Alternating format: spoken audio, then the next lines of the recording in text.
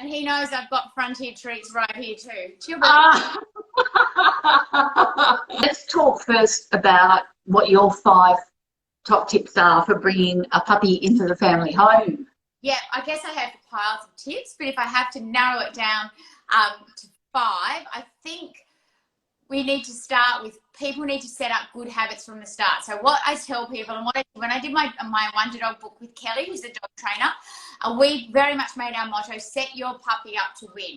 So when you just in your head and think, set your puppy up to win in every circumstance and situation, that means not allowing your puppy to have free reign of the house, having it somewhere confined so it can't have toilet incidents, so it can't chew the furniture, it can't do anything unless you're supervising it.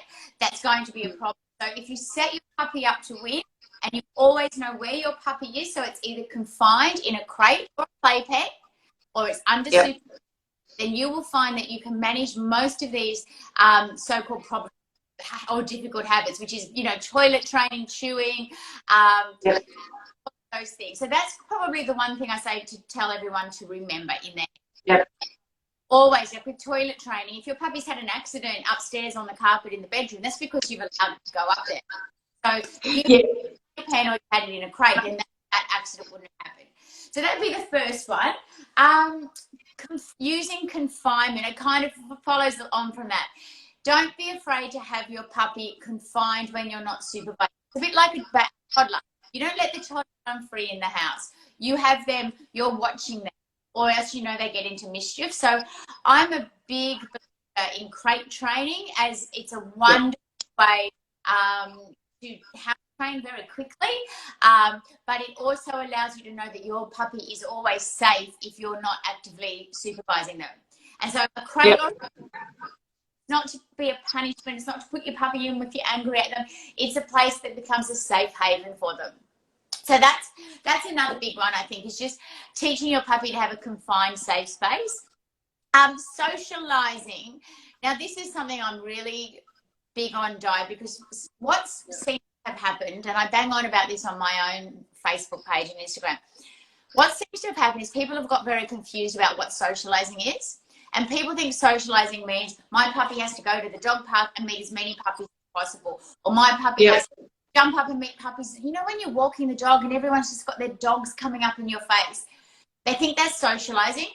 That's not what socializing is. Socializing is about setting up your puppy to have a positive experience in as many circumstances as possible. So near the road where there's trucks and, you know, buses going past, near skateboards, around older people, people of different skin colours, people wearing hats, as many sights and sounds as possible, as well as other animals.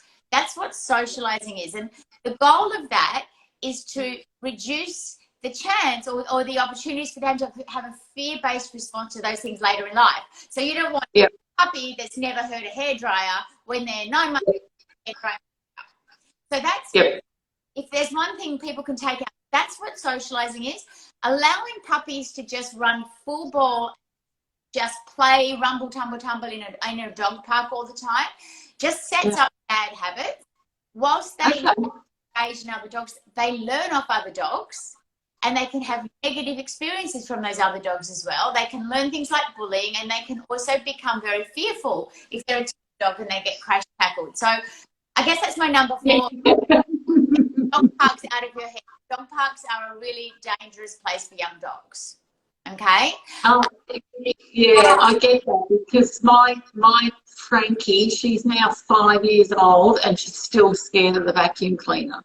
Yeah, so that's because, well, maybe she was scared of it in the beginning, or she was exposed to it and then she was scared of it, this very scary thing that makes all of this noise. So when they're little, very gradually. So with the socializing, you set your puppy up to win again. So have them a safe. So if you had a little puppy today, I would say to you, put it at a safe distance from that vacuum. Don't turn it on. Give them lots of treats. Then play a game around the vacuum. Place things around the vacuum. Take the puppy to a distance far away before that vacuum gets turned on, and then have someone turn on over there and then play with it over here. it's the same with pretty much anything that you're socializing to. So even I say to people, if it starts raining and you have a puppy, go outside and play a game in the rain. Get them used to it. Because a lot of these little dogs, like the oodles, hate getting their feet wet, you know, and so they're so precious. yeah. You get people whose puppies just won't go outside because they've never been exposed to it, and then suddenly they're like, no, I'm not going to do that. And my other one, my final number 5 would probably be make sure you give your puppy and teach them to be comfortable on their own. And that was a really big issue throughout COVID because so many people got puppies. A lot of them are very cute cavoodles and little fluffies. Yep.